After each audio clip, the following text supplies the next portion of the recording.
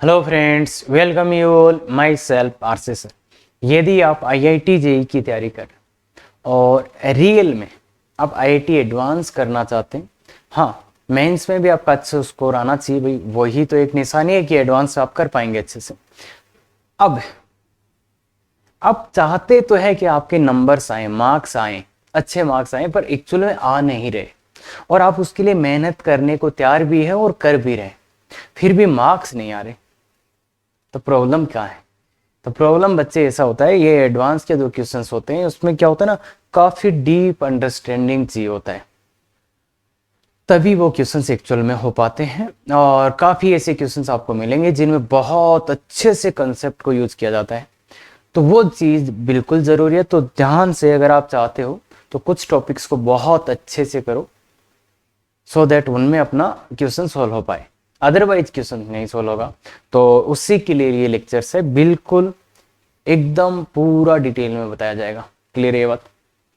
तो आज का अपना जो टॉपिक है वो है कंकरेंसी ऑफ लाइंस। क्या इतने सिंपल टॉपिक से भी क्वेश्चन आ सकता है?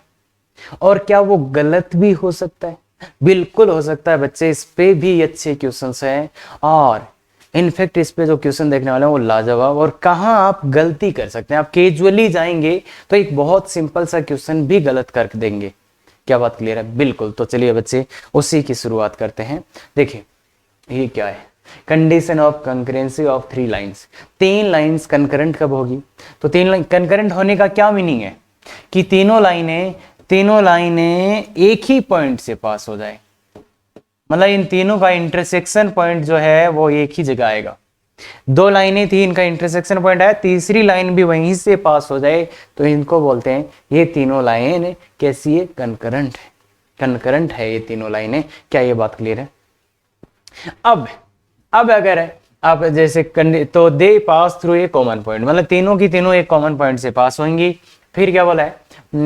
They pass through a common, okay, three lines this and this are concurrent, then क्या होगा? ये जीरो होगा। ये क्या लिखा हुआ है? ये इनका कोफिशिएंट ही लिखे होंगे। देखो पहली लाइन ये है, तो ये A1 B1 C1, A1 B1 C1, ये क्या लिखा हुआ है? A2 B2 C2, ये क्या है? A3 B3 C3, तो ये जीरो होगा, तो डेल्टा जीरो होगा। ठीक है बच्चे, मतलब इसको मैं नाम दे देता हूं डेल्टा, इसका नाम अपन दे देते हैं डेल्टा। तो अगर तीन लाइनें कंकरेंट है तो डेल्टा का वैल्यू जीरो होगा। क्या ये बात क्लियर? ठीक है। पर जो आगे लिखा है ना वो आईआईटी एडवांस का है, जो आगे का स्टेटमेंट लिखा हुआ है वो आईआईटी एडवांस है। क्या कि अपन बहुत सी बार लिखते हैं ना वाइस वर्सा इज ट्रू और वाइस वर्सा, तो इसका मतलब होता है ये इधर से इधर भी है और इधर से इधर भी है। पर यहां पे इसने क्लियरली क्या मेंशन किया है कि कन्वर्स इज नॉट ट्रू, कि कन्वर्स जो इसका उल्टा है वो ट्रू नहीं है, वो सत्य नहीं है। तो क्यों नहीं है या क्या, तो इसमें प्रॉब्लम क्या आने वाली है? तो देखो बच्चे, अगर ऐसा है इफ लाइंस आर कंकरेंट, तो अपन क्या बोल देंगे? देन अपन क्या बोलेंगे? Delta zero. तब तो डेल्टा जीरो होगा। अगर लाइन तीनों ही लाइनें एक पॉइंट से पास कर रही है तो डेल्टा जीरो होगा। और ये डेल्टा कहां से आया सर? इसका प्रूफ क्या है? अच्छा सर प्रूफ तो बताया नहीं, आता बता दिए। तो प्रूफ क्या है बच्चे कि इन दोनों लाइन का पॉइंट ऑफ इंटरसेक्शन निकालो। इन दोनों लाइन का क्या निकालो? L1 और L2 का क्या निकालो? Point of intersection. वो जो पॉइंट है वो किसको सेटिस्फाई करेगा? L3 को। तो जब इन दोनों का इंटरसेक्शन पॉइंट आप L3 में पुट करेंगे, इन दोनों का इंटरसेक्शन पॉइंट जब आप L3 में पुट करेंगे तो क्या होगा बच्चे? जो एक कंडीशन आएगा, उस कंडीशन को जब आप सिस्टेमेटिक करके लिखेंगे तभी आएगा। उस कंडीशन को सिस्टेमेटिक तरीके से लिखेंगे तभी आएगा। और ये मैट्रिक्स डिटरमिनेंट में भी ऐसा ही सेम चीज होएगा, उसको भी अपन ध्यान से देखेंगे। क्या ये बात क्लियर है? पहले इधर यहां तक देखो, ये कैसे आएगा? ये डेल्टा जीरो कंडीशन कहां से आई? ये इसलिए आई कि इसको सोल्व करके इंटरसेक्शन पॉइंट लाया और इसमें पुट किया तो इसका वैल्यू जीरो आ गया, मतलब यही कंडीशन आई, उस कंडीशन को अच्छे से लिखा है। अब ये बोल रहा है कि अगर ये तीन लाइंस कंकरेंट है तो डेल्टा जीरो होगा, but if delta equal to zero then क्या होगा? देन क्या हो सकता है? देन देखो केस ये हो सकता है पहला कि तीनों लाइनें ऐसी हो जाएं, अगर तीनों लाइनें पैरेलल है, डेल्टा जीरो है, तो तीनों लाइनें पैरेलल भी हो सकती हैं, उनका भी डेल्टा जीरो आएगा। और ऐसा भी केस हो सकता है बच्चे कि ये दो लाइन है और ये तीसरी, या फिर ऐसा भी केस हो सकता है बच्चे कि मतलब कुल मिला के any two lines are parallel, है ना। ऐसे भी केस हो सकते हैं कि ऐसा हो जाए, और इनफैक्ट ऐसा भी केस हो सकता है कि तीनों लाइनें ऐसी हो जाए, एक के ऊपर एक, एक के ऊपर एक, या दो लाइन एक के ऊपर एक, ऐसा कोई भी केस हो सकता है। तो इन सभी केसेस में डेल्टा जीरो आएगा। और एक जो पांचवा केस है, इस वाले केस में भी डेल्टा जीरो आएगा, इस वाले केस में भी डेल्टा जीरो आएगा। तो यहां तो इन चारों केसेस को मैं मर्ज करके क्या बोल सकता हूं, इन चारों, any two lines are parallel, any two are parallel और कोइंसिडेंट, दो लाइनें पैरेलल हो जाए या कोई भी कोइंसिडेंट, तो इन सभी केसेस में ये। तो जब डेल्टा जीरो होगा ना, तो अगर डेल्टा का वैल्यू जीरो होगा तो वो लाइनें ऐसी भी हो सकती हैं और कंकरेंट भी हो सकते हैं। तो मतलब कंकरेंट के अलावा कितने केसेस हैं ये, और इन सभी केसेस में कोई ना कोई दो लाइनें पैरेलल या कोइंसिडेंट हो रही होंगी, पैरेलल या कोइंसिडेंट हो रही होंगी। तो ऐसी बात है। अब सर अपने को क्या प्रॉब्लम आएगा इससे, या सर अपने को करना क्या है, अपने को ये पूछेगा अगर लाइंस कंकरेंट है तो कुछ पैरामीटर्स का वैल्यू बता दो, क्वेश्चंस के थ्रू देखेंगे।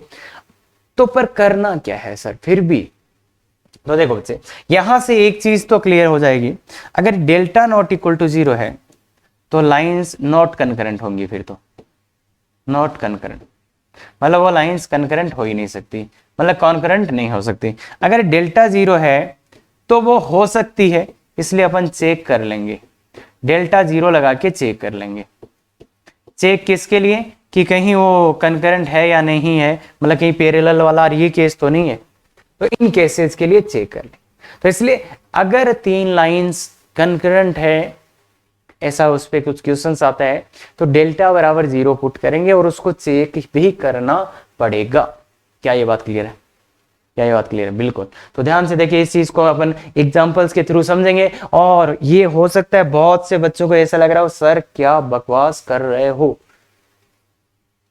बिल्कुल बच्चे ऐसा बिल्कुल लग सकता है। तो अगले दो एग्जाम्पल देखो, समझ में आएंगी, क्या ये है क्या वो है, सब समझ में आएगा।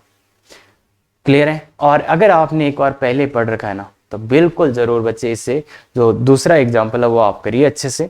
समझते हैं फिर, है ना। हाँ, पहला क्वेश्चन जिसमें मैं आपको ये समझाऊंगा कि कंकरेंट का मीनिंग क्या है, ठीक है। तो इसने बोला है find the value of m so that lines this are concurrent, may be concurrent, ठीक है, दिस एंड दिस। तो डेल्टा जीरो लगा देते हैं भाई, मेथड वन, डेल्टा जीरो लगाइए बच्चे। डेल्टा कैसे निकालते हैं बच्चे, ये पहली लाइन की कोफिशिएंट्स लिखते हैं 3 1 2, 3 1 2, यही था ना वो, अरे इसके कोफिशिएंट से फिर इसको लिख दें 2 -1 और 3, 2 -1 और 3, इसके लिखते हैं 1m और -3, 1m और -3, ये जीरो, डेल्टा जीरो मतलब ये जीरो, ये जीरो। अब इसके रेस्पेक्ट में इसको ओपन कर देते हैं 3, तो 3 -3m, 3 -3m,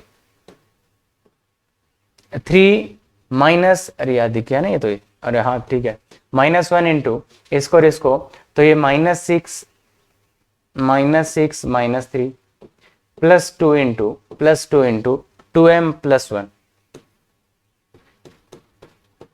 क्लियर है? थोड़ा अच्छे से करते हैं, 9 - 9m +9 +4m +2, तो देखो ये बच्चे आ गया -5m + 20 = 0। तो बच्चे m का वैल्यू कितना आ रहा है, बच्चे m का वैल्यू कितना आ रहा है 4, m का वैल्यू 4 आ रहा है। बस जैसे आप करते हो वैसे ही मैंने किया है। और देखो अपन इस हो सकता है स्ट्रेट लाइन के शुरू में डिटरमिनेंट से बच रहे हैं, पर कब तक बचेंगे, अरे डिटरमिनेंट लगाना ही पड़ेगा, कब तक बचोगे आप, है। तो इसलिए डेल्टा जीरो लगते ही आराम से आंसर आ गया।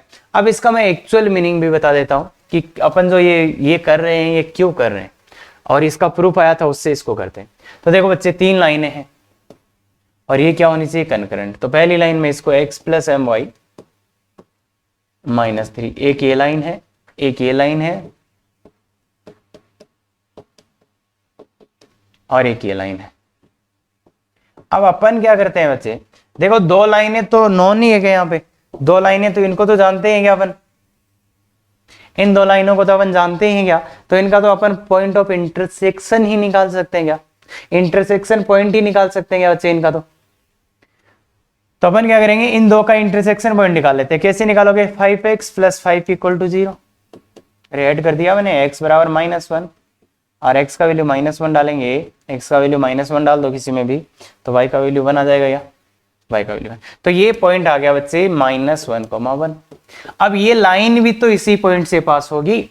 अगर ये तीनों लाइंस कंकरेंट होनी है तो ये वाली लाइन भी तो इन दोनों के इंटरसेक्शन से ही पास होगी, तो ये वाली लाइन भी तो इन दोनों के इंटरसेक्शन से पास होगी। तो लाइन पास थ्रू, कौन सी, ये वाली लाइन पास थ्रू, पास -1,1 इससे पास होगी, मतलब ये इसको सेटिस्फाई करेगा। सेटिस्फाई करवा दो, सेटिस्फाई करवा दो, सेटिस्फाई करवा दो, ये आ गया। तो m का वैल्यू कितना आ गया, 4। m का वैल्यू आ गया 4, m का वैल्यू कितना आ गया, 4 आ गया। क्या ये बात क्लियर है? तो m का वैल्यू आ गया अपना 4। तो इधर से भी m का वैल्यू 4 आ गया था। ये प्रूफ वाली बात जो मैं बोल रहा था वो समझ में आ गया कि दो लाइन का इंटरसेक्शन पॉइंट निकाल लो और उसको तीसरी लाइन में डाल दो, क्योंकि वो लाइन भी तो उधर से ही पास होगी। कंकरेंट है तो दो लाइन का इंटरसेक्शन पॉइंट आएगा, उसी पॉइंट से तो तीसरी लाइन पास होगी। क्या ये बच्चे बात क्लियर है? क्या ये बात क्लियर है? बिल्कुल, तो कर सकते हैं ये बात। ठीक है सब, चलो तो आगे चलते हैं। हाँ, इसमें मैंने कुछ नहीं बकवास की, मैंने सीधा सीधा, और यही आंसर है जो आपको लग रहा है वही आंसर आराम से। अब अपन करते हैं अच्छा क्वेश्चन। तो इसमें बिल्कुल बच्चे मैं ये बोलूंगा, अब मेरे को 15 मिनट कर लो और सही आंसर ला लो। इस क्वेश्चन को 15 मिनट करो, सही आंसर लाओ, तब मैं समझूंगा आपको कुछ समझ में आया, या आप थोड़ा अच्छा सोच सकते हैं।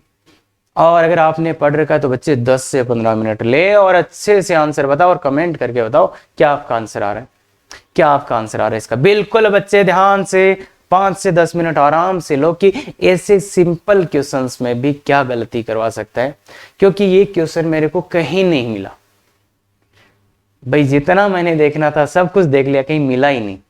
तो ये क्वेश्चन फिर मैंने सोच के बनाया कि ऐसा भी हो ही सकता है।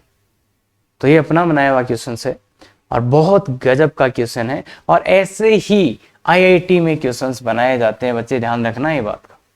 कहीं नहीं है, किसी बुक में नहीं है, मैंने देखा है बहुत। तो फिर बनाना ही पड़ गया लास्ट में कि यार ऐसा भी तो एक क्वेश्चन होना चाहिए।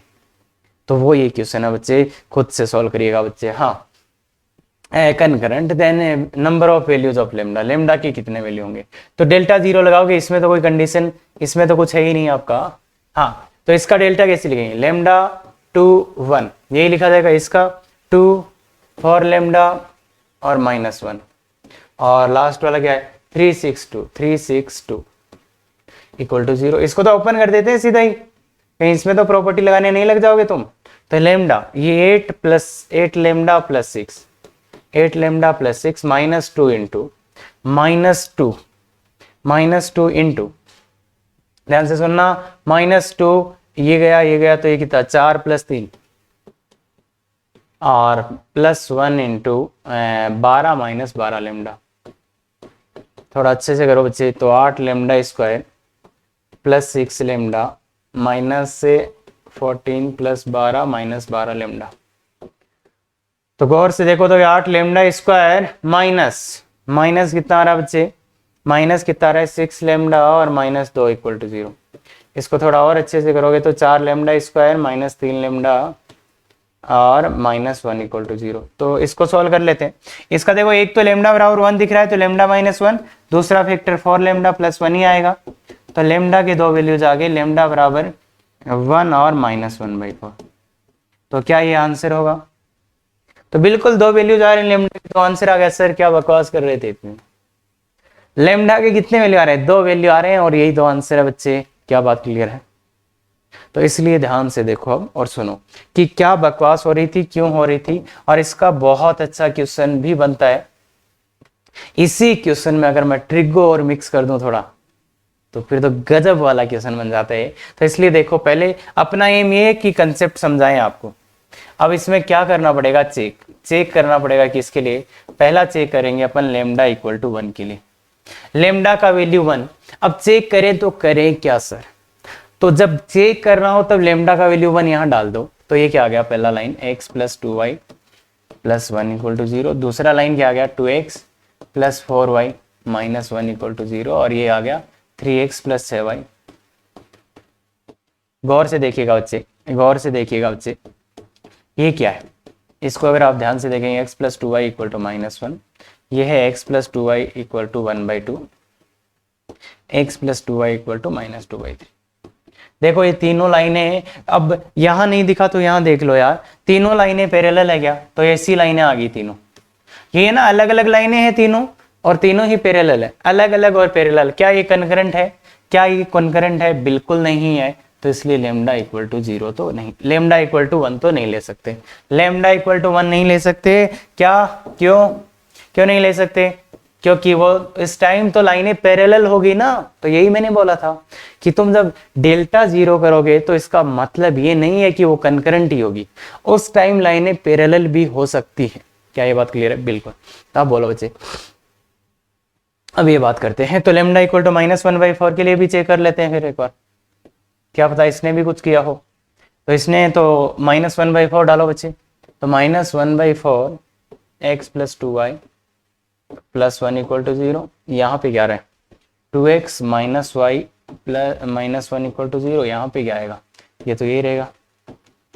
भाई मैं वैल्यू डाल रहा हूँ और कुछ नहीं कर रहा मैं, इसका m कितना है 1/8, इसका m कितना है 2, इसका m कितना है बच्चे माइनस 1/2, ये ठीक है क्या, 1 2 और तीनों के m ही अलग अलग है क्या, तो ये पैरेलल वाला तो केस हो ही नहीं सकता, तीनों के m ही अलग अलग है, अरे तीनों के m ही अलग अलग है तो पैरेलल वाला केस है नहीं, तो इसका मतलब कौन सा केस है ये, मतलब कनकरेंट वाला ही केस है। भाई वो जो बाकी के जो भी केस थे उसमें m की वैल्यू तो इक्वल आने चाहिए ना, कोइंसिडेंट हो या पैरेलल हो, तो वो है ही नहीं, इसका मतलब ये कौन सा वाला केस है, कोइंसिडेंट वाला, तो इसलिए ये आंसर नहीं होगा इसका आंसर क्या, नंबर ऑफ वैल्यूज, कितने नंबर ऑफ वैल्यूज, कितने लेमडा के वन आए, 2 आए थे, पर उनमें से एक को नहीं ले सकते, एक को लेंगे, तो कितना वैल्यू आएगा, लेमडा इक्वल टू माइनस का 1/4, लेमडा का मान आया माइनस का 4, इसलिए अपना आंसर कितना हो जाएगा, एक ही तो वैल्यू आया लेमडा का। अरे लेमडा का कितने नंबर ऑफ वैल्यूज पूछा है इसने, कितने वैल्यू आए, एक ही तो वैल्यू आया, कौन, ये लेमडा इक्वल टू माइनस 1/4, तो क्लियर है बात है, क्या अपना आंसर आ गया था, वेरी गुड यार, और क्या चाहिए भाई, आंसर आ गया तो। हाँ तो चलिए बच्चे, ये वाला ये बहुत गजब है, और ये लेक्चर आप, मैं इसमें वो चीज बताने वाला हूं जो डिटर्मिनेंट का जिसमें यूज होएगा, तो डिटर्मिनेंट के प्रॉपर्टीज का, बच्चे केवल डिटर्मिनेंट से भी नहीं, डिटर्मिनेंट के प्रॉपर्टीज का अच्छा खासा यूज होएगा, तो अगर आपको डिटर्मिनेंट बहुत अच्छे से आता है तभी ये क्वेश्चन हो पाएंगे।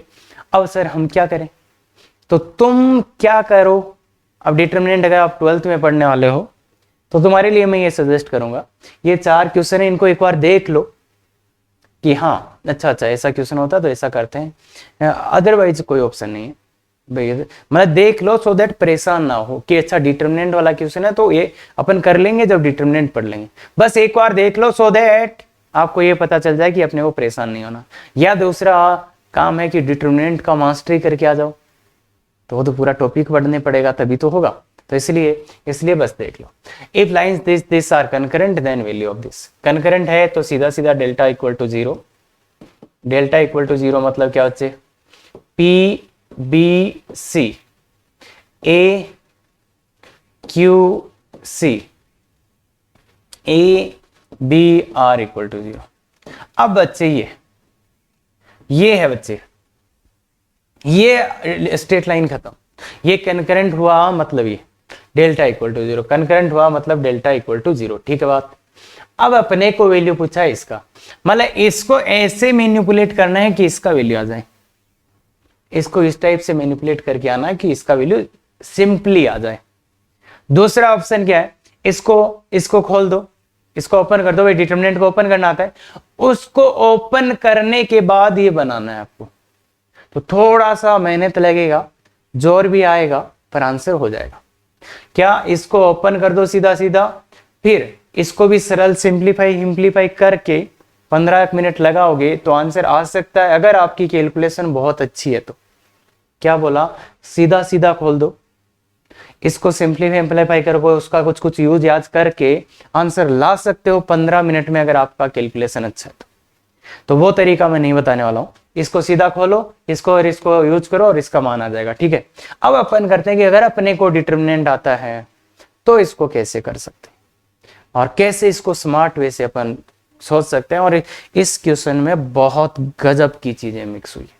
क्लियर है? तो चलो शुरू करते हैं। हाँ तो ठीक है, तो सीधा सीधा ओपन करने का तो बात नहीं है। अब इसका वैल्यू लाना है तो मेरे दिमाग में सबसे पहली जो थॉट आनी चाहिए वो आनी चाहिए, try to create p minus A, q minus B और r माइनस सी। इनको क्रिएट करने का ट्राई करो, मतलब ये बन जाए, ऐसा ट्राई करो कि ये बन जाए। तो ये कैसे बनेंगे? ये ऐसे बनेंगे, r1 की जगह रख दो r1 माइनस r3 और r2 की जगह क्या रख दो बच्चे? r2 की जगह क्या रख दो? r2 minus r3। क्लियर है? r1 की जगह ये, r2 की जगह बस रख दो इसमें। तो ये समझते हैं ना, इसका वैल्यू चेंज नहीं होता है। तो p माइनस ए, r1 में से r3 को माइनस करना है, r1 ये है, इसमें से r3 को माइनस करना है, तो 0, b माइनस बी 0 और ये आ जाएगा c माइनस r। हाँ ठीक है, फिर इसमें से इसको माइनस r2 माइनस r3, तो r2 में से r3 को 0, q माइनस बी और c माइनस r। और ये है a b और r। अगर ऐसा ऑपरेशन मैं लगाता हूं तो मेरे इनके किसी का कोई वैल्यू चेंज नहीं होता, ये सेम ही रहता है। ऐसा ऑपरेशन लगा सकते हैं। अब बात है, अब क्या करें? अब करो try to create 1 upon p minus A, 1 upon q minus B, 1 upon r minus C. इसको क्रिएट करने का ट्राई करो, इसको क्रिएट कर पाओ। तो इसको क्रिएट कैसे करें? मतलब ये नीचे कैसे ले जाएं? देखो p minus A, q minus B, r minus C नीचे आए क्या? तो इनको नीचे कैसे लेके जाएं? तो नीचे आ जाने के लिए बच्चे इसमें से क्या करो, p माइनस ए को कॉमन ले लो। पहले वाले में से p माइनस ए को कॉमन, तो p माइनस ए को कॉमन ले लिया तो क्या आएगा बच्चे? 1 0 और a अपॉन p माइनस ए। क्या ये समझ पाओगे? इसको कॉमन लिया तो यहाँ एक, यहाँ 0 ही रहेगा, यहाँ नीचे भाग में आ जाएगा p माइनस ए। ऐसे इसमें से q माइनस बी को कॉमन ले लो, q माइनस बी को कॉमन लोगे तो क्या आएगा? 0 1 और b upon q minus B. और फिर इसमें से किसको? c माइनस r को नहीं, r माइनस सी को। क्यों? क्योंकि अपने को r माइनस सी है तो r माइनस सी को कॉमन ले लेते हैं। तो r माइनस सी को कॉमन लोगे तो ये -1 और r upon r minus C is equal to 0। अब देखो बच्चे, इस क्वेश्चन में ये नीचे लिख के आए थे क्या? तो ये तो 0 तो हो ही नहीं सकते भाई। ये नीचे लिखा, ये नीचे लिखा, ये नीचे लिखा हुआ है, इसका मतलब इसका मान 0 तो नहीं हो सकता, क्योंकि जो चीजें नीचे लिख के दी गई है उनका मान 0 हो ही नहीं सकता। अगर 0 हो गया तो इसका वैल्यू ही नहीं आएगा। इसका मतलब ये भी 0 नहीं है, ये भी 0 नहीं है, ये भी 0 नहीं। तो इनको क्रॉस मल्टीप्लाई कर सकते हैं। इनको क्या कर सकते हैं? क्रॉस मल्टीप्लाई कर सकते हैं। इनको क्रॉस मल्टीप्लाई कर सकते हैं। क्या ये बात क्लियर है? इनको क्रॉस मल्टीप्लाई। अब बच्चे क्या करूंगा मैं?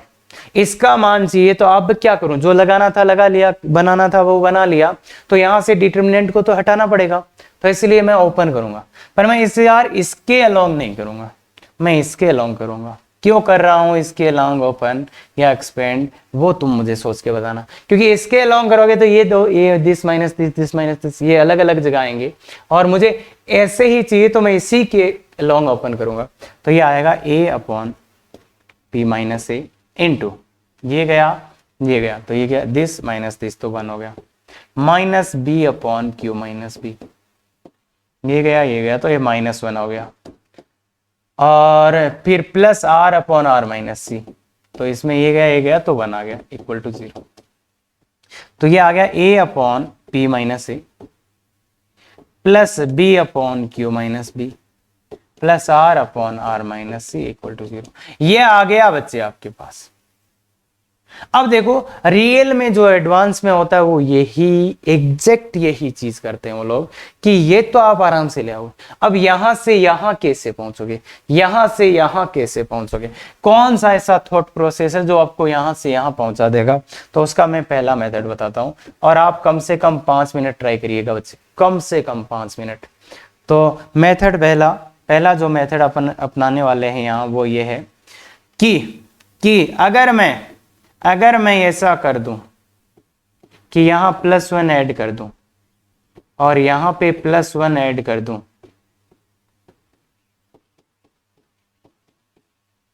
मैंने एक यहाँ ऐड किया एक यहाँ, तो इधर कितना हो जाएगा 2। इसका एलसीएम लीजिए बच्चे, एलसीएम लेने के बाद ही आपको समझ में आएगा। ऊपर p आ गया, क्या एलसीएम लिया, a से a कट गया, ऊपर p आ गया और ऊपर q आ गया और q माइनस b और r/r minus c is equal to 2 ये आंसर आ गया। देखो तो मेथड 1 मैंने +1 यहाँ किया, +1 क्या गया तो ये बन गया। क्लियर है क्या ये बात? पहला मेथड। सर हमें कैसे पता चलेगा +1 करना था? बच्चे ये है नंबर्स के साथ विजुअलाइजेशन या खेलना, तो इसको आपको मास्टरी करना पड़ेगा क्योंकि ऐसी चीजें आती रहेंगी। दूसरा तरीका बताता हूं, इसी से दूसरा तरीका बताता हूं M2, वो कैसे कर सकते थे कि देखो बच्चे आपको यहाँ P चाहिए ना, ऊपर आपको P चाहिए था तो आप क्या करते? आपको ऊपर P चाहिए था तो आप क्या करते? आप इसमें क्या करते? आप इसकी जगह ये लिखते, A की जगह पहले P ऐड कर लो, P चाहिए आपको, प्लस A तो अपनी जगह था, आपने P ऐड किया तो माइनस P भी करना पड़ेगा अपॉन P माइनस A। पहले वाले टर्म में आप P ऐड कर रहे हो और सब्ट्रैक्ट भी कर रहे हो। अब ये P ऊपर चाहिए तो इसमें इसका डिवाइड कर देते हैं और इसमें इसका, तो इसमें इसका डिवाइड करोगे तो P upon P minus A आ गया। और अगर आप ध्यान से देखोगे जब इसमें इसका डिवाइड करोगे तो -1 आ जाएगा, दिख रहा होगा, तो ये बन जाएगा ये बच्चे। इसमें मैंने P ऐड किया और सब्ट्रैक्ट किया, जो चाहिए उसको ऐड और सब्ट्रैक्ट कर दिया। ऐसे ही दूसरे में क्या करोगे? Q ऐड करोगे और Q सब्ट्रैक्ट भी करोगे, Q ऐड करोगे Q सब्ट्रैक्ट भी करोगे, तो कितना आ जाएगा? Q की में इसका भाग देंगे तो Q upon Q minus B, और ये इसमें इसका डिवाइड करेंगे तो -1, प्लस जो था आगे वाले को वैसा का वैसा रखा। अब बच्चे ये देखो -1 उधर चला जाएगा, इसको उधर ले जाओ, इसको इधर ले जाओ, तो वैल्यू कितना आ जाएगा? फिर भी 2। तो एक तो ये कर सकते थे, एक ये कर सकते, तो दोनों ही तरीके से आप आंसर ला सकते थे। और ये भी हो सकता है कि आपसे किसी भी तरीके से आंसर नहीं आया हो। और ये तो मैंने डिटरमिनेंट का भयानक यूज, प्रॉपर्टीज का बहुत ऑप्टिमम यूज करके लाया हूं। अब आपको मैंने बताया था एक तरीका कि इसको ओपन करके भी ये ला सकते हो, वो केवल और केवल तभी पॉसिबल होगा कि अपनी कैलकुलेशन बहुत अच्छे वाली हो, बहुत अच्छे वाली है ना, अच्छे वाली चाहिए, तो ऐसा ही होना चाहिए। तो अगर आप चेक करना चाहते हैं ना कि क्या हम सर कैलकुलेशन के दम पे भी ला सकते हैं, तो बिल्कुल करिए बच्चे, बिल्कुल करिए और कमेंट करके बताइए कि सर मेरी कैलकुलेशन अच्छी है, मैंने 15 मिनट में कर दिया था इस क्वेश्चन को। बिल्कुल बच्चे, अगला क्वेश्चन, ये और भी शानदार चीजें। अब मैं वो चीजें बता रहा हूं आपको जो बहुत बेसिक है, पर अंडरस्टैंडिंग लेना बहुत जरूरी है, अदरवाइज ऐसी चीजें बहुत प्रॉब्लम कर देती। ट्राइंगल फॉर्मेशन, मतलब 3 पॉइंट दिए तो क्या वो ट्राइंगल बनाएंगे? अगर मैंने आपको 3 अलग अलग पॉइंट दिए तो क्या वो ट्राइंगल बनाएंगे? तो देखो बच्चे, अगर मैंने आपको 3 पॉइंट दिए हैं तो क्या ये ट्राइंगल बनाएंगे? इसको ज्वाइन करता हूं मैं, इसको इससे ज्वाइन करता हूं, अरे ये तो एक ही स्ट्रेट लाइन में आ गए, तो क्या ये तीनों पॉइंट ट्राइंगल बनाएंगे? नहीं बनाएंगे। तो अगर तीनों पॉइंट एक स्ट्रेट लाइन में आ गए तो उनसे ट्राइंगल नहीं बनेगा भाई। 3 अलग अलग पॉइंट है पर एक ही स्ट्रेट लाइन में आ गया तो उनसे ट्राइंगल बनेगा ही नहीं। क्या ये बात क्लियर है? बिल्कुल। तो collinear point want form triangle, collinear point triangle नहीं बनाएंगे। पहली बात कि कोलिनियर पॉइंट, अगर तीनों पॉइंट कोलिनियर हो गए तो वो ट्राइंगल नहीं बनाएंगे। और क्या अपने को मेथड्स पता है 3 पॉइंट्स कोलिनियर है या नहीं, उसको चेक करने का मेथड्स पता है क्या? 4 मेथड बताए थे। ट्राइंगल का एरिया 0, उसका स्लोप 0, AB + BC = AC, एक और भी था सम रेशियो वाला ना। हाँ, तो इसलिए ध्यान दे कि अगर कोलिनियर पॉइंट हो गए तो वो ट्राइंगल नहीं बना सकते। और अगर तीनों पॉइंट नॉन कोलिनियर हो गए तो हमेशा ही ट्रायंगल बनेंगे। सो 3 non collinear points will form one triangle, एक ट्रायंगल बना देंगे वो। 3 पॉइंट है तो उनसे बचे एक ही ट्रायंगल बनेगा ना। अच्छा सर ऐसा भी होता है, कुछ और भी हो सकता है? हाँ हो सकता है। 4 पॉइंट कितने क्वाड्रिलेटरल बनाते हैं वो वाली सोचना। तो 3 non collinear point will form one triangle. 3 अगर नॉन कोलिनियर पॉइंट है तो वो कितने ट्रायंगल बनाएंगे बच्चे? एक ही ट्रायंगल बनाएंगे। क्लियर है बात? तो इसलिए अगर आपको 3 पॉइंट दिए और वह बोले कि इनसे ट्रायंगल बनेगा या नहीं बनेगा, तो आप क्या कर दोगे? आप क्या कर दोगे? ये चेक कर लोगे कि उनसे वो नॉन कोलिनियर है तो ट्रायंगल बनाएगा। अब ये भी पूछ सकता है इस ट्रायंगल का नेचर क्या होगा? नेचर क्या होगा? Acute angle, obtuse angle, right angle. तो वो किसी में एसओटी में बताऊंगा, मैं यहाँ नहीं बताऊंगा ना, ध्यान रखना। तो वो चीज भी अपने को पूछा जा सकता है और आप जितना आपको पता है उसके हिसाब से आप कर भी सकते हैं। अब है अगर अपने पास 3 लाइन्स है तो क्या वो ट्रायंगल बनाएंगी? तो देखो बच्चे, अगर लाइन्स ऐसी हो जाए तो वो ट्रायंगल नहीं बनाएंगी। अगर एक के ऊपर एक लाइन, 2 लाइन ऐसी और एक ऐसी हो जाए तो भी ट्रायंगल नहीं बनेगा। अगर एक लाइन ऐसी, एक इसके ऊपर हो जाए और एक ऐसी हो जाए, या तीनों लाइन ही ऐसी हो जाए एक के ऊपर एक, तो भी ट्रायंगल। इस केस में ट्रायंगल नहीं, इस केस में ट्रायंगल नहीं, इस केस में ट्रायंगल नहीं। और कौन सा केस है? ऐसा हो जाए एक के ऊपर एक और एक ऐसी, तो भी ट्रायंगल नहीं बनेंगे। तो इन सभी केसेस में ट्रायंगल नहीं बनेंगे। अब इन केसेस की क्या है, एक साथ मैं लिख सकता हूं क्या इन केसेस को? इन केसेस को एक साथ क्या बोल सकता हूं? If two lines are parallel और coincident, then they won't form triangle. Then they won't form triangle.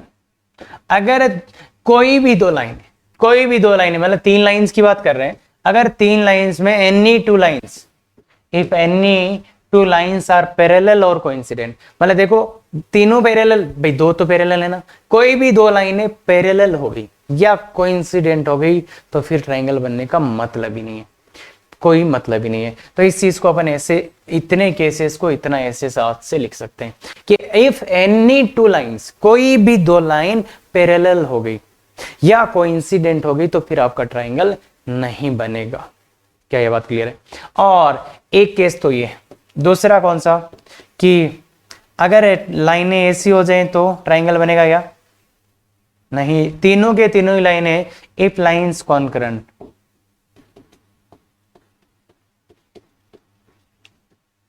then no triangle,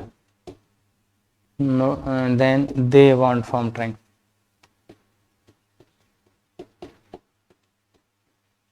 तब भी वो ट्रायंगल नहीं बनाएंगे। अगर लाइंस कॉन्करेंट हो गई तो भी ट्रायंगल नहीं बनेगा। इन ऑल अदर केसेस, मतलब इनके अलावा जो भी केसेस है, इन अदर देन दैट,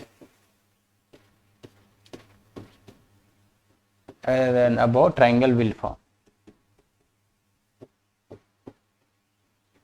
मतलब बात यह है कि इन 2 केसेस में ट्रायंगल नहीं बनेगा, बाकी अगर कैसी भी 3 लाइनें वो ट्रायंगल बनाएंगी। और अपन ये बातें कर रहे हैं प्लेन की, कर रहे हैं 2D की, 3D में जाके मत बोल देना कुछ हो गया सर ना, तो इस टाइप की बातें नहीं करनी है। 2D कोऑर्डिनेट ज्योमेट्री की बातें कर रहे हैं अपन, केवल 2D में। इस बोर्ड पे ऐसी 3 लाइनें बनानी है, जो इनमें से नहीं है तो वो ट्रायंगल बनाएंगी। क्या ये बात क्लियर है? क्या ये बात क्लियर है? तो इसलिए बहुत अच्छे से ध्यान से देखना कि कब लाइनें ट्रायंगल बना सकती है, कब पॉइंट ट्रायंगल बना सकता है। क्या ये बात क्लियर है? ठीक है, चलो तो बच्चे, find equation of this determinant form. तो मतलब इन 2 पॉइंट से पास होने वाले लाइन का इक्वेशन डिटरमिनेंट फॉर्म में दो। तो ये इसलिए करा रहा हूं बच्चे, अपन ने डिटरमिनेंट फॉर्म पढ़ा था, वहां क्वेश्चंस नहीं किए थे। उसका मीनिंग ये था कि उस टाइम अपने को इतना अच्छा डिटरमिनेंट नहीं आता था, आता तो अब भी नहीं है, पर ये क्वेश्चन इसलिए बता रहा हूं कि आप परेशान ना, क्योंकि क्वेश्चन तो ये है ही, तो बाकी तो समझ जाओगे जब आप डिटरमिनेंट पढ़ लोगे। तो इसलिए अपन ने बोला था वहां पे अगर 2 पॉइंट्स है a x1 y1 और b x2 y2, तो इनसे पास होने वाला जो लाइन है इसका डिटरमिनेंट फॉर्म में इक्वेशन कैसे आएगा, xy1 x1 y1 1 x2 y2 1। अगर 2 पॉइंट्स मेरे को दिए हैं तो इनसे पास होने वाले लाइन का इक्वेशन डिटरमिनेंट फॉर्म में ये है क्या। इसको कैसे लाए थे अपन, इसका प्रूफ कैसे किया था, याद है किसी को? यहाँ पी एच कोमा के माना था, फिर बोला था ये तीनों ही ट्राइंगल मतलब ट्राइंगल पी ए बी का एरिया 0 होगा, तो यहीं से तो लाए थे। यहाँ पे एच के रखा था और एच के की जगह बाद में क्या रखा दिया था, एक्स वाई, तो यहीं से आया था क्या, यहीं से आया था क्या बच्चे, यहीं से आया था क्या, ये कोई दिक्कत नहीं, तो यहीं से आया था। तो इसलिए अपने को तो ये याद ही रख लिया था ना फिर अपन, अच्छा x Y one x1 y1 1 x2 y2 1, तो यहां से क्या आ जाएगा, ये 2 पॉइंट दिए तो सीधा सीधा वैल्यू पुट कर दो भाई, वैल्यू पुट कर दो बच्चे, x y और 1, x1 y1 का 1 1 और ये 1 और वो 2 3 1, तो ये आ गया। अब इसको सॉल्व भी कर सकते हैं, इसको सॉल्व भी कर सकते हैं, पर डिटरमिनेंट वैल्यू से क्यों सॉल्व करेंगे यार, अगर लाइन ही चाहिए तो आप सीधा ही ले आओ ना। पर इसको इस टाइप से भी लिख सकते हैं, बात ये क्योंकि ऑप्शन में साला इस टाइप से दे दिया तो सॉल्व थोड़ी करते रहेंगे, तो इसलिए ऐसा भी दे सकता है बच्चे, ध्यान रखें थोड़ा सा। हाँ अब अपन चलते हैं, तो ये रियल इक्वेशन है कि vertices of a triangle are this, then equation of median AD in the determinant form, कि एक ट्राइंगल के वर्टिसेस ये x1 y1 b x2 y2 और c जो आपका है वो x3 y3 है, ठीक है। अब मीडियन एडी का इक्वेशन सी है, मीडियन एडी, अब तो d पॉइंट है, अगर पॉइंट d आ गया तो देखो बस मीडियन एडी, तो एडी का मतलब तो ये पॉइंट d आ जाएगा, d मिड पॉइंट होगा, x2 plus x3 by 3 y2 plus y3 by 3, 3 थोड़े ना रे 2 ही, देखो ऐसा होता है, तुम कुछ भी बोल रहे हो पर हाथ से ही लिख रहा है, तो ये है। अब एडी इक्वेशन, एडी का इक्वेशन चाहिए, तो एडी का इक्वेशन चाहिए तो अपन क्या करेंगे, xy1, ठीक है, फिर क्या आएगा x1 y1 1 x2 y2 1, मतलब पहले पॉइंट के कोऑर्डिनेट फिर दूसरे पॉइंट, पहला पॉइंट यहाँ क्या है x1 y1 और 1, दूसरा पॉइंट क्या है, ये रहा, ये है ना, अरे इस लाइन का इक्वेशन चाहिए तो पहला पॉइंट ये दूसरा पॉइंट ये, मतलब इसकी जगह आएगा x2 plus x3 by 2 y2 plus y3 by 2 और ये 1। अब ये इक्वेशन है, पर इसका इस टाइप से आपको ऑप्शंस नहीं मिलेगा, तो जिस टाइप में ऑप्शंस मिलेगा उस टाइप से लेके चलते हैं, इसको अपने को मैनिपुलेट करना पड़ेगा। तो इस वाले में 2 से मल्टीप्लाई कर दो, इस वाले में 2 से मल्टीप्लाई अपन कर सकते हैं xy1, तो ये आ जाएगा, इस वाले में 2 से मल्टीप्लाई कर दो तो x1 y1 1 और यहाँ पे 2 से मल्टीप्लाई करोगे तो x2 plus y2 x2 plus x3, अरे y2 प्लस y3 और यहाँ पे आ जाएगा 2, तो उसको मैं लिख दूंगा 1 प्लस 1। और अब जिन बच्चों को पता है अगर डिटरमिनेंट की किसी भी रो या कॉलम में 2 एलिमेंट्स का सम है तो उसको 2 अलग अलग में ब्रेक कर सकते हैं, अलग अलग में ब्रेक कर सकते हैं, तो मैं वही कर रहा हूं, xy1 x1 y1 1 ब्रेक करने वाला प्रॉपर्टी x2 y2 1 और प्लस, मतलब ये सेम रहेगा और ये ब्रेक हो जाएगा, तो xy1 x1 y1 1 इतना पार्ट सेम ही रहेगा बच्चे दोनों का, और ये वाला पार्ट 2 में स्प्लिट हो जाएगा, x3 y3 1, क्लियर है बच्चे।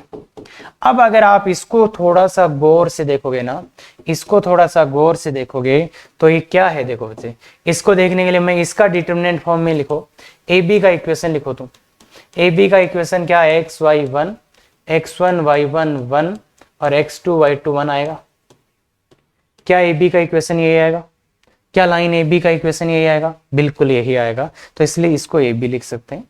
और ये किसका इक्वेशन है, ये रही है देखो ए सी का, तो A B plus A C equal to 0, तो मतलब एडी का इक्वेशन, एडी का इक्वेशन अपन ऐसे ला सकते हैं, पर ध्यान रखना ये तभी वैलिड है, ये तभी वैलिड है जब आपने कुछ छेड़छाड़ नहीं की हो और ये डिटरमिनेंट फॉर्म में हो, ए बी और ए सी के इक्वेशंस डिटरमिनेंट फॉर्म में हो तो ही ये वाला काम करेगा, तो ही ये वाला काम करेगा। क्या ये बात क्लियर है? बिल्कुल ठीक है बच्चे, सही है, बिल्कुल ठीक है। तो ध्यान से देखा, ये वाला अभी थोड़ा सा अच्छा है, तो कोशिश करो, कर रहे हैं अपन, कोशिश करो अपन करें ax1 y1, ax1 y1, ठीक है। b आपका है x2 y2 और c आपका है x3 y3, ठीक है बच्चे, c x3 y3। अब आपको क्या चाहिए? आपको इंटरनल एंगल बाइसेक्टर का इक्वेशन चाहिए, इंटरनल एंगल बाइसेक्टर का इक्वेशन चाहिए, मतलब इसका। तो ये d, अब इस d के लिए आप जानते हो, मुझे पता है, अरे इंटरनल एंगल बाइसेक्टर के बारे में जानते हो ना कुछ? क्या क्या जानते हैं सर? जानते हो क्या? ये वाला लेंथ c है, ये लेंथ d है, तो ये c रेशियो b, ये जानते हो ना बच्चे, c रेशियो b। तो इसका कोऑर्डिनेट लाना है, क्योंकि AD का इक्वेशन चाहिए तो इसका कोऑर्डिनेट चाहिए। तो क्या आ जाएगा? bx2 plus cx3 upon b plus c, comma by2 plus cy3, यही आएगा ना बच्चे? तो अब ला सकते हैं अपन, अब तो AD का इक्वेशन भी लिख सकते हैं अपन। AD का इक्वेशन क्या आएगा बच्चे? बोलो बच्चे, AD का equation xy1 x1 y1 1, x1 y1 1, x2 y2 1, तो x1 y1 1, x2 क्या है? x2 ये है पूरा, तो bx2 cx3 upon b plus c, by2 plus cy3 upon b plus c, और यहां पर ये आया, ये आया, यही है, पर इसको इस फॉर्मेट में नहीं दिखा जाएगा, तो b प्लस c से इसमें मल्टीप्लाई कर दो, तो ये आ जाएगा xy1, क्या आएगा? x1 y1 1, यहां क्या दिखेगा बच्चे? bx2 प्लस cx3, यहां by2 प्लस cy3, और ये b plus c is equal to 0, b plus c is equal to 0। अब इसको अलग अलग करा जा सकता है, अलग अलग आप करोगे तो xy1 x1 y1 1, bx2 bxy2 और b वालों एक साथ कर लें, c वाला एक साथ कर लें, b वाला एक साथ कर लें, c वाला एक साथ कर लें।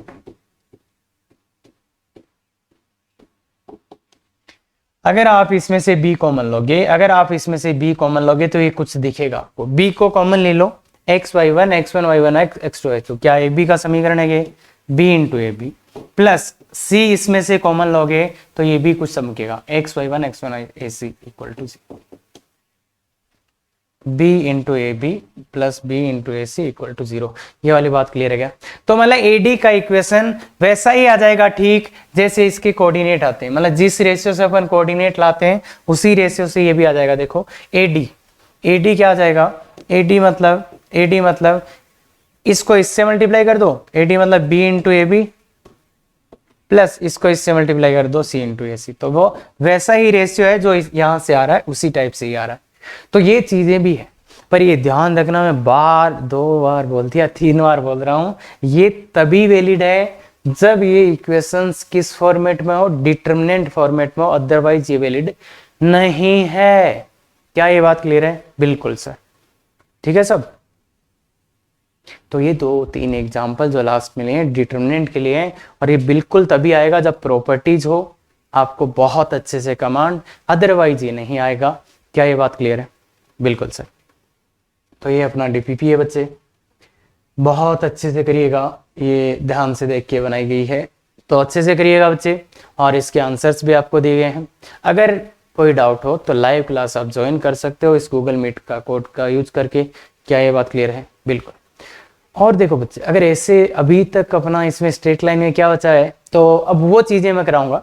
एक तो क्वाड्रिलेटरल्स, ये बहुत इंपॉर्टेंट चीज है और बच्चों को बहुत बार प्रॉब्लम आता है, तो वो एक करेंगे, और एक वो शिफ्टिंग, रोटेशन, पोलर कोऑर्डिनेट, वो भी करेंगे बच्चे, बिल्कुल वो भी कराएंगे। पर उसको लास्ट में कराने का मतलब ये है कि आप जो मोस्ट इंपॉर्टेंट चीज हो उनको मिस ना करो, अदरवाइज कई बार उनके चक्कर में जो इंपॉर्टेंट चीजें हैं वो आप मिस कर देते हो। और क्वाड्रिलेटरल पहले नहीं कराने का रीजन ये था कि क्वाड्रिलेटरल के काफी अच्छे क्वेश्चंस बनते हैं, तो मैं ये चाह रहा था ये एक साथ ही करें, क्या ये बात क्लियर है? तो बिल्कुल अगर बच्चे आपको ऐसे ऐसे वीडियोज पसंद आते हैं और चाहते हो और ऐसे वीडियोज ही बने, तो बिल्कुल शेयर, सब्सक्राइब, लाइक करें। Thank you very much. Effective तैयारी करो।